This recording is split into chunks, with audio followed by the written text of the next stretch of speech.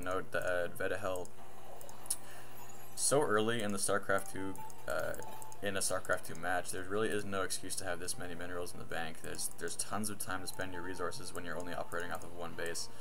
Not to be too arrogant in this, but yeah, right now I'm sitting at about 300.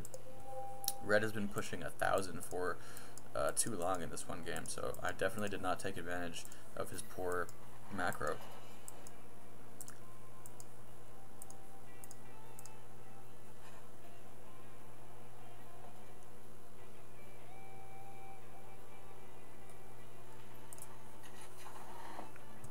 He's dropping a very strange grid of supply depots. He's going to be encountering my force here, going to be picking off this one Marauder.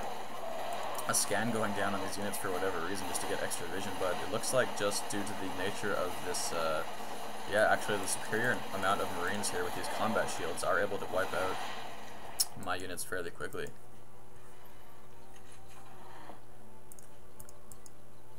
So far in this game, Vetehel, I can never remember his name, is beating me, it looks like, taking a look at units lost. I definitely have more casualties, having lost about the same amount of resources, but I have lost way more units. Actually getting 2 bunkers in play, this guy, it probably isn't going to be completed in time. I need to cancel that, yeah, just canceling that in time. That one Marine sacrificing himself, not the best micro there, but I should be... Oh, I definitely need to cancel this command center. If I don't do that, that's going to be a huge setback for me. But yeah, it looks like I'm not going to be canceling this, so that is a waste of 400 minerals on my part, unless I can wipe these units out quickly enough. I have the upper ground here actually stimming up to take out that siege tank, but I did not cancel that command center, I don't think. Yeah, I don't have those extra 400 minerals, so that is Bush League play.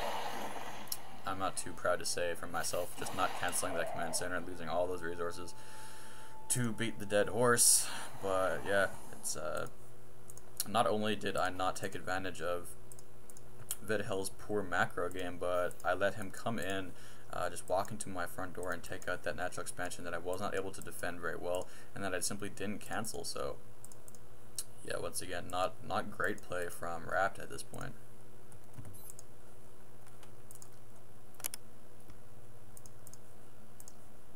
Yeah, just an instance of the ranking system. You saw that one, yeah, there's that corporal with 5 kills. So for the Terran, in that former game with the Zerg, I said that Predators rank up after 5 kills. With Terran, they go from recruits to corporal at 5 kills. So this is just a nice little, another little factor that Blizzard implemented to make the game have a little more feeling of depth.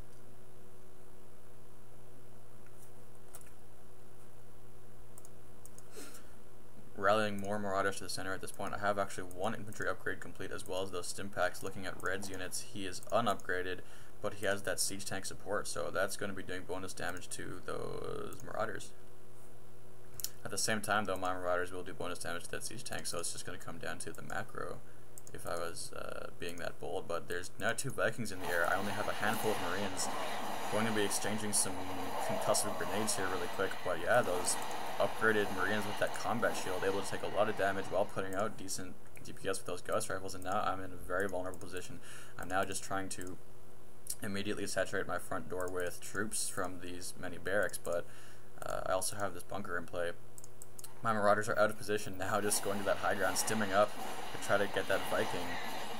1 Viking killed, 2 Vikings go down, just walking by that high ground. But now, are we going to see the same thing again? Yeah, canceling that command center this time. At least I got the mineral cost back. But Red is doing very well to limit me to 1 base, sitting outside my front door, keeping that contain on, and I'm going to find myself mineral starved in the near future if I don't wipe this guy out.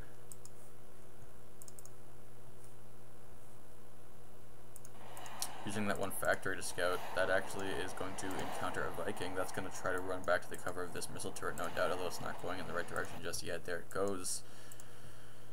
Moving those infantry back to the high ground, I just spent all my minerals on infantry. It looks like, yeah, I'm waiting on Marauders to come out of those barracks. Red now doing slightly well now to spend his resources, dropping that 2nd factory, pumping Vikings. Actually a Ghost Academy too, so he has a bunch of tech units in play. This Viking, however, he was very greedily chasing this factory, and as a result, he fell to that missile turret.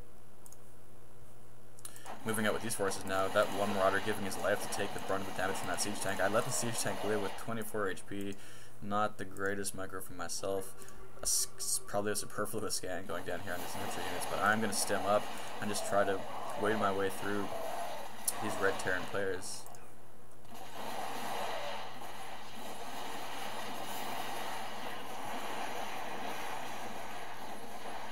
But it looks like in that exchange I was a little impatient, running out of the cover of this barracks. I don't think it'll be enough to survive through these Marauders.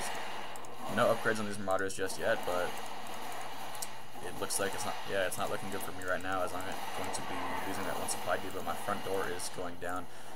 This is my second command center that I was forced to build within my base. That's going to fly overhead safely above these Marauders, but I am now in danger of being food blocked. That tech lab on this barracks has gone down. This ragtag Terran force is going to be coming out to try to clean this up, but actually looks like I'll just barely do it. This single Marauder has 3 kills. This Terran just joining in the fight to try to preserve my presence on this map. Also trying to very desperately repair this wall in. But finally I was able to access this natural expansion. Also another mistake on my part, I didn't upgrade this orbital command before I lifted it off. I'm just doing that right now, but yeah, it looks like Vetehel is now out for blood. He's going to use his superior income and his superior tech influence to move in with these Viking siege tanks, Marauders, and Marines. Actually a very interesting unit diversity in this army, certainly.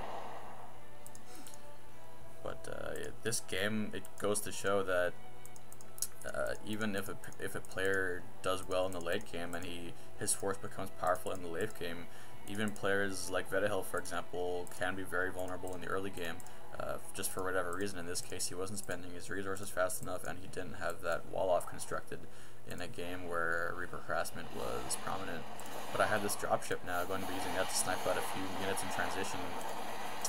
My force really just is inferior, and actually another Bush League mistake in this game. I lose my dropships.